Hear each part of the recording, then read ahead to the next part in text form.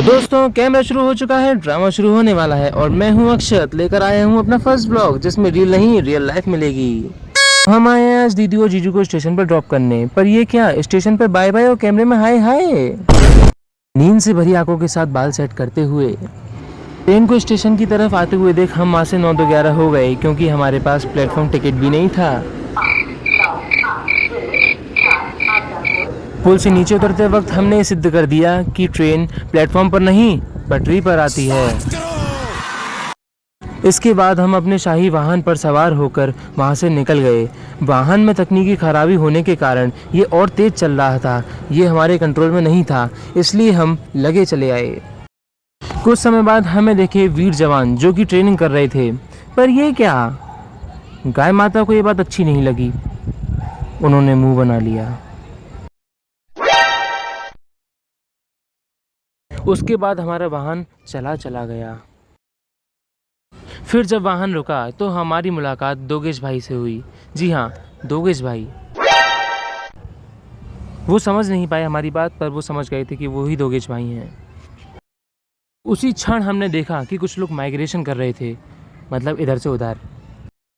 मैं अपने मिशन में कामयाब ना हो पाऊँ इसलिए सरकार ने मेरे रास्ते बंद कर दिए, तो फिर मुझे गलत रास्ता चुनना पड़ा। It's a wrong way baby. और मैं घर पहुंचने ही वाला था कि गेट पर ही आ गए टोजो महाराज। जी हाँ, ये हमारे यहाँ के शाही कुत्ते हैं, इन्हें घूमना बहुत पसंद है, तो हम इन्हें घुमाने ले जाते हैं और ये इस बात से बहुत खुश भी हैं। तो हम अपने महल के अंदर पहुँचे और हमने देखा कि सैनिक निंदा कर रहे हैं। हमने पूछा, भाई किस चीज़ की निंदा कर रहे हो? तो उनने कहा, यहाँ पर खाना समय पर नहीं मिलता है। इसलिए हम ऊपर वाले सैनिकों से पूछने चले गए कि वाकई ऐसा सच है? अगर ऐसा सच है तो फिर खाना अच्छी तरह मिलेगा और टाइम पे मिलेगा। तो उनने कहा, नहीं, सही टाइम पे मिल रहा है। फिर नीचे से एक सैनिक आया और उसने कहा, अरे नहीं, गलत टाइम पे मिल रहा है, मिलता ही नहीं है। इस बात पे हमें बहुत दुख हुआ। फिर हमने एक और सैनिक को बुलाया और उनसे पूछा, क्या ये सच है? वो डर गए और हमको डर के देखने लगे, ये क्या करेगा मेरा। इन वीर सैनिकों की बात सुनने के बाद हमने निश्चय किया कि आज हमें पढ़ लेना चाहिए, वरना घर वाले घर से बाहर निकाल सकते हैं, ऐसी आशंका जताई जा रही थी कल। तो फिर हम चले गए पढ़ने, पर हमने पढ़ाई की जगह लिखाई करी, क्योंकि पढ़ाई हमें करना अच्छा नहीं लगता, हम राजा हैं। और पढ़ाई करने से क्या होता है, पढ़ने से क्या होगा? तुम पढ़ोगे, तुम भूल जाओगे।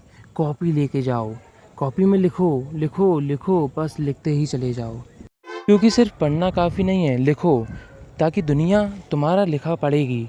पर मैं तो ऐसा कुछ लिखता भी नहीं हूँ, छापता ही तो हूँ बस अपने नोट्स। फालतू का ज्ञान देते हुए मैं अपनी दुर्गति की सीढ़ियों से उतर गया। कॉलेज जाने के लिए मैं अपना दूसरा वाहन साफ ही कर रहा था तो मैंने देखा, ये तो बहुत ही गंदा है। फिर बिना देर किए मैं वहाँ से निकल लिया और कॉलेज की ओर चल दिया। अपने मन को सड़क की तरफ एकाग्र करके मैं चल दिया, पर फिर मुझको याद आया कि मैं अपनी पानी की बोतल भूल चुका हूँ। तो बिना वक्त गवाए मैं मुड़ा और मैं वापस घर की तरफ चल दिया। बोतल लेने के बाद कॉन्फिडेंट होके मैं चल दिया और फिर मैंने अपनी वाहन की गति तेज करी। पर यह क्या, कुछ समय बाद ही हमें तेज हवा के झोंके आने लगे, हम बहराभूत हो गए। क्लास में पहुंचने के बाद हमें पता पड़ा कि हमारे क्लास में एक मिक्सर ग्राइंडर है जिसमें सब्जियां, फल व आदि पीसे जाते हैं। सेवा से जुड़ने के लिए संपर्क करें। फिर हम अपने चंचल ध्यान को एकाग्र करके पढ़ने में लग गए। जो बोर्ड पे लिखा था वो हमारी कॉपी में लिख रहे थे, साफ साफ, शुद्ध शुद्ध। फिर कुछ समय पश्चात अपनी ध्यान की एकाग्रता को साइड रखकर हमने देखा, आए बोर्ड पे तो कुछ लिखा ही नहीं है। ए तेरी, मैं डीमोटिवेट हो चुका था और मैंने ये निश्चय किया था, अब मैं काल कोठरी में सड़ूंगा। पर ये क्या, इस काल कोठरी की तो कुंडी भी नहीं लगती। मैंने देखा कुछ लोग आइसक्रीम खा रहे थे तो मैं एक छिना के भाग लिया और मैंने देखा कि सब लोग मेरे पीछे पीछे क्यों आ रहे हैं। मैंने इनसे पता किया तो ये कहने लगे, हम आपके दोस्त हैं। फिर मैंने इनको अपना जादू दिखाया, ये मुझसे प्रसन्न हुए और ये मेरे बारे में बातें करने लगे। फिर ये किसी और के बारे में बातें करने लगे जिसे मैं नहीं जानता। तो मेरे कुछ भी समझ में नहीं आया कि इनने क्या बात करी, ये फ्रेंच बोल रहे थे शायद। फिर मुझे लगा समय ज़्यादा हो चुका है, घर निकल लेना चाहिए, घर वाले वरना घुसने नहीं देंगे अंदर। तो फिर मैं निकल गया। फिर शाम को मैं मौसम का हालचाल लेने बाहर निकला और मैंने देखा, अरे वाह सुंदर हूँ मैं, अरे ये तो ज़्यादा हो गया। फिर मुझे रात को 10 बजे याद आया कि अरे यार एक चीज़ थी जो आज करनी थी। फिर मैं उसके लिए निकला। अरे स्माइल पे क्यों जा रहे हो, पेठे की बात कर रहा था ना, वो लेना था मुझको। तो जेन्युइनली अगर आपको कभी पेठा लेना हो तो सिनर्जी के अपोजिट में ये शॉप है बड़ी सी, यही ओरिजिनल पंछी पेठा है। बाकी जो बैनर वाले होते हैं उनसे मत लेना, अच्छा नहीं होता उनका कभी भी। फिर इनकी प्रोसेस में थोड़ा वक्त लगा और फाइनली मुझे मेरा पेठा मिला, तो मैं अपना पेठा लेके चल दिया हूँ।